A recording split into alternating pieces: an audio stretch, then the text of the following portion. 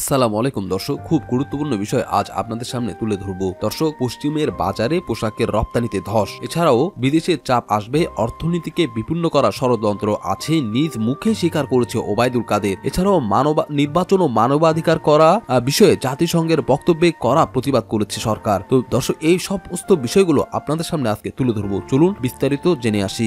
এই সরকারের কিন্তু একটি চ্যালেঞ্জ আছে যে তারা যে অবৈধভাবে ক্ষমতায় নতুন একটা দামি নির্বাচনের মাধ্যমে এসেছে, এখন পশ্চিমাদেরকে কিভাবে ম্যানেজ করবে, এটা তো একটা চিন্তা আছেই, যেটা সরকার নিজেরাও কিন্তু অস্বীকার করতেছে না। আমাদের যে নতুন নিয়োগপ্রাপ্ত পররাষ্ট্রমন্ত্রী হাসান মাহমুদ, আগে ছিল তথ্যমন্ত্রী, এখন পররাষ্ট্রমন্ত্রী, অনেকে আবার বিএনপি বিষয়ক মন্ত্রীও বলে। তার দুর্নীতি তো আছেই, আরব আমিরাতে টাকা পয়সা পাচার করেছে, তো তার একটা চেষ্টা আছে। আবার আব্দুল মোমেন, তিনিও বললেন যে ভারতকে তিনি আশ্বস্ত করলেন যে ভারতের বিরুদ্ধে এমন কোনো কাজ চীন করলে বাংলাদেশ তা অ্যালাউ করবে না, মানে ভারতকে আশ্বস্ত করলেন আর কি। তো এখানে অর্থনৈতিক একটা সমস্যা তো আছেই, যে বিভিন্ন বড় বড় যে ঋণগুলো নিয়েছে ওগুলোর সুদ দিতে হবে, আসল দিতে হবে, তারপরে রপ্তানি বাড়তেছে না, রেমিটেন্স আসতেছে না, শেখ হাসিনা নিজেই বলছেন দুর্ভিক্ষ হবে। তো এর ভিতরেই আবার একটা খবর এই মানব জমিনের, আমেরিকা এবং ইংল্যান্ডে অথবা ইউরোপিয়ান ইউনিয়নে পোশাক রপ্তানি কমতেছে কেন। এখানে বলা হয়েছে যে বাংলাদেশের তৈরি পোশাকের বড় বাজারগুলোতে রপ্তানির পরিমাণ উল্লেখযোগ্য হারে কমতেছে। এর অনেকেই জানান যে উচ্চ মূল্যস্ফীতির কারণে বিশ্বের সবচেয়ে বড় অর্থনৈতিক দেশটি খুচরা বিক্রেতা ও ব্র্যান্ডগুলো বাংলাদেশ থেকে পোশাক কিনা কমিয়ে দিয়েছে। মানে বলতেছে যে আমেরিকার অর্থনীতি ভালো না, তো এই কারণে তারা পোশাক কেনা কমিয়ে দিয়েছেন, বা ওইসব দেশের কাস্টমাররা তারা পোশাকের উপর যে খরচটা করতেন সেই খরচ কমিয়ে দিয়েছেন। আমেরিকায় দীর্ঘ কয়েক মাস ধরেই বাংলাদেশের পোশাক রপ্তানি কমেছে। এই বিদায়ী বছরের প্রথম 11 মাসে এই দেশে বাংলাদেশের তৈরি পোশাক রপ্তানিতে ধস নেমেছে। বাংলাদেশে মোট পোশাক রপ্তানির 18% গন্তব্যই হচ্ছে যুক্তরাষ্ট্র। তথ্য মতে বিদায়ী বছরের জানুয়ারি-নভেম্বর পর্যন্ত 11 মাসে আমেরিকায় $680 কোটি তৈরি পোশাক রপ্তানি হয়েছে। এই রপ্তানি এর আগের বছরের তুলনায় 1/4, মানে 24.91% কম। 2022 সালের প্রথম 11 মাসে দেশটিতে $9.4 কোটি পোশাক রপ্তানি করেছিল বাংলাদেশ। সুপ্রিয় দর্শক, বিদেশিদের চাপ আসবে, অর্থনীতিকে বিপন্ন করা ষড়যন্ত্র আছে বলে স্বীকার করেছে ওবায়দুল কাদের। তো এই বিষয়ে মোস্তফা ফিরোজের একটি আমরা ভিডিও দেখব। এছাড়াও তার পরবর্তীতে আমরা দেখব নির্বাচন ও মানবাধিকার বিষয়ে জাতিসংঘে যে কড়া প্রতিবাদ জানিয়েছে, জাতিসংঘের যে বক্তব্য দিয়েছে তার বিরুদ্ধে আবার কড়া প্রতিবাদ জানিয়েছে সরকার দলীয় লোকেরা। তো চলুন এসব বিষয় জানতে আমরা ভিডিওটি শেষ পর্যন্ত দেখতে থাকি। বিদেশের চাপ আসবে, আমাদের অর্থনীতিকে বিপন্ন করার ষড়যন্ত্র আছে ওবায়দুল কাদের। তিনি এমন এক সময় কথা বলছেন যেখানে নতুন মন্ত্রিসভার শপথ নেওয়ার পর প্রথম অফিস করেই তিনি এই কথা বলছেন।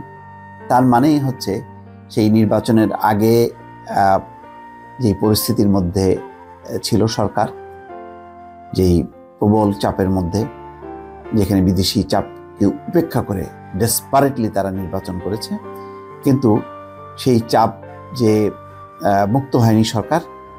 ওবায়দুল কাদেরের বক্তব্য পরিষ্কার। প্রধানমন্ত্রীও গতকাল বলেছেন যে আমেরিকার লজ্জা নেই, তারা যাকে খুশি তাকে ক্ষমতায় বসাতে পারে। কূটনীতিক মারপ্যাচে তারা যেভাবে বক্তব্য রাখে সেগুলো দিয়েছে, এটা হলো প্রাথমিক প্রতিক্রিয়া। দ্বিতীয় বিষয়টা আসছে হচ্ছে তারা স্টেপ নেবে কি নেবে না। সব দেশ হয়তো একযোগে নেবে না, তবে মার্কিন যুক্তরাষ্ট্র যেহেতু আগেই ঘোষণা করেছে, ফলে তারা দিবে এরকম একটি পরিস্থিতি তৈরি হয়েছে, যার কারণেই কিন্তু ঘুরে ফিরে কিন্তু সেই কথাগুলো আসছে। খবরে বলা হচ্ছে দেশের অর্থনীতিকে বিপন্ন করার ষড়যন্ত্র আছে জানিয়ে আওয়ামী লীগের সাধারণ সম্পাদক বলছেন এগুলো অতিক্রম করতে হবে, এগুলোকে ভয় পেলে চলবে না। সচিবালয়ে নিজ দপ্তরে গণমাধ্যম কর্মীদের সঙ্গে আলাপকালে তিনি এই কথা বলেন। আজ থেকে অফিস শুরু হলো নতুন মন্ত্রিসভার, দেশি বিদেশি কোনো চাপ অনুভব করছেন কিনা। দর্শক, শুভেচ্ছা নেবেন। জাতিসংঘের মানবাধিকার বিষয়ক হাই কমিশনার কয়েকদিন আগে একটি বিবৃতি দিয়েছিলেন। সেই বিবৃতিটা সরকার যথেষ্ট এটি প্রতিক্রিয়া দেখাতে শুরু করেছে, অর্থাৎ এটা খুবই সিরিয়াসলি তারা গ্রহণ করেছে এবং গ্রহণ করে তার উত্তর দেওয়া শুরু করেছে। যেমন আজকেই আইনমন্ত্রী বলছিলেন যে তথ্যগত ভুলে জাতিসংঘের মানবাধিকার বিষয়ক হাই কমিশনার বিবৃতি দিয়েছে, অর্থাৎ তথ্যগত ভুল তথ্য পেয়ে তারা বিবৃতি দিয়েছিলেন। কি বিবৃতি দিয়েছিলেন? নির্বাচন, মানবাধিকার, গণতন্ত্র এই বিষয়ে। কিছুক্ষণ আগে একটি খবরকে সামনে রেখে বিগত মাসগুলোতে বিরোধী দলের হাজার হাজার নেতা কর্মীকে নির্বিচারে আটক, ভয়ভীতি দেখানো হয়েছে। এই ধরনের কৌশলগুলো সত্যিকার অর্থে প্রকৃত গণতান্ত্রিক প্রক্রিয়ার সঙ্গে সহায়ক নয়। এই বিবৃতি দেওয়ার পর আজকে 14 তারিখ অর্থাৎ 10 তারিখের পর 4 দিন পরে পররাষ্ট্র মন্ত্রণালয় একটা বিজ্ঞপ্তি দিয়েছে। সেখানে কি বলছে? দ্বাদশ জাতীয় সংসদ নির্বাচন নিয়ে জাতিসংঘের মানবাধিকার বিষয়ক প্রধান ফলকার টুর্কের বিবৃতি পক্ষপাত দুষ্ট ও পূর্ব পরিকল্পিত বলে মন্তব্য করেছে সরকার। এই বক্তব্যের পক্ষে যুক্তি হিসেবে বলা হয়েছে, বিচ্ছিন্ন কয়েকটি ঘটনা বাদ দিলে 7 জানুয়ারি পূর্ব পরিকল্পিত। সাম্প্রতিক সময় কিন্তু এত কঠিনভাবে বিবৃতিটা কখনো দেয়া হয়নি এবং এটি বোঝা যাচ্ছে পররাষ্ট্র মন্ত্রণালয়ের নতুন যে মন্ত্রী ডক্টর হাসান মাহমুদ একেবারে শুরু থেকেই এই বিষয়গুলি একদম মানে প্রতিটি পদক্ষেপের পাল্টা একটা অবস্থান তুলে ধরছে সরকারের প্রতি। তবে শুধু মানবাধিকার বিষয়ক হাই কমিশনার কেন, আরও অনেক দেশ তার বিবৃতিতে কিন্তু বিরোধী দলের দমন পীড়ন, অংশ না নেওয়া, এই সমস্ত বিষয়গুলো কিন্তু উল্লেখ করে যাচ্ছে ধারাবাহিকভাবে। দেখা যাক অন্যান্য বিবৃতির ব্যাপারে পররাষ্ট্র মন্ত্রণালয় কি বিজ্ঞপ্তি দেয়। দর্শক ভালো থাকবেন, আল্লাহ হাফেজ। এদিকে দর্শক, বাংলাদেশের নির্বাচন ও ডক্টর ইউনূসকে নিয়ে যা বলল যুক্তরাষ্ট্র, 7 জানুয়ারির বাংলাদেশে অনুষ্ঠিত দ্বাদশ জাতীয় সংসদ নির্বাচন প্রসঙ্গে বাংলাদেশের জনগণের গণতান্ত্রিক চর্চার আগ্রহ ও তা পূরণের প্রতি যুক্তরাষ্ট্রের সহায়ক অবস্থানে কোনো পরিবর্তন হয়নি বলে জানিয়েছেন দেশটির জাতীয় নিরাপত্তা কাউন্সিলর স্ট্র্যাটেজিক কমিউনিকেশনের সমন্বয়ক অ্যাডমিরাল জন করিবি। তবে হোয়াইট হাউস আয়োজিত ব্রিফিংয়ে নোবেল জয়ী বাংলাদেশি অর্থনীতিবিদ ডক্টর মোহাম্মদ ইউনূসের ওপর অবিচার করা হয়েছে বলে জানানো হয়েছে। হোয়াইট হাউসে অনুষ্ঠিত এক ব্রিফিংয়ে বাংলাদেশের সদ্য সমাপ্ত নির্বাচনকে একতরফা উল্লেখ করে বিরোধী দলের উপর সরকারের অব্যাহত দমননীতির প্রসঙ্গে যুক্তরাষ্ট্রের অবস্থা জানতে চান এক সাংবাদিক। প্রশ্নের জবাবে কিরবি বলেন, অবাধ সুষ্ঠু নির্বাচন এবং গণতান্ত্রিক ধারার প্রতি বাংলাদেশের নাগরিকদের আকাঙ্ক্ষা পূরণে যুক্তরাষ্ট্রের অব্যাহত সমর্থনের কোনো পরিবর্তন হয়নি। তিনি আরো বলেন, গণতান্ত্রিক চর্চা ও ধারা সমুন্নত রাখতে বিশ্বব্যাপী প্রয়োজনীয় পদক্ষেপ ও ব্যবস্থা নেওয়ার চেষ্টা যুক্তরাষ্ট্র অব্যাহত রেখেছে। সেই সঙ্গে মুক্ত এবং গতিশীল গণতন্ত্র নিশ্চিতে সংশ্লিষ্ট প্রতিষ্ঠানগুলোকে সব ধরনের সহায়তা দিয়ে যাচ্ছে যুক্তরাষ্ট্র। Press secretary Karine J Pierre প্রশ্নের জন্য আহ্বান জানালে ব্রিফিংয়ে বাংলাদেশ প্রসঙ্গ উত্থাপন করে এক সাংবাদিক জানতে চান, বাংলাদেশের একতরফা নির্বাচন সমাপ্ত হয়েছে। নির্বাচন ঘিরে যেভাবে বিরোধী দলের উপর গ্রেফতার, আক্রমণ, দমন নীতি প্রয়োগ করা হয়েছে তাতে নিন্দা জানিয়েছে গোটা বিশ্ব। সংবাদ মাধ্যম যা গার্ডিয়ান এই নির্বাচনের সমালোচনা করে এক প্রতিবেদনে বলেছে, বিরোধী দলের উপর সরকারের পৈশাচিক আক্রমণ। Press secretary Karine J Pierre প্রশ্নের জন্য আহ্বান জানালে ব্রিফিংয়ে বাংলাদেশ প্রসঙ্গ উত্থাপন করে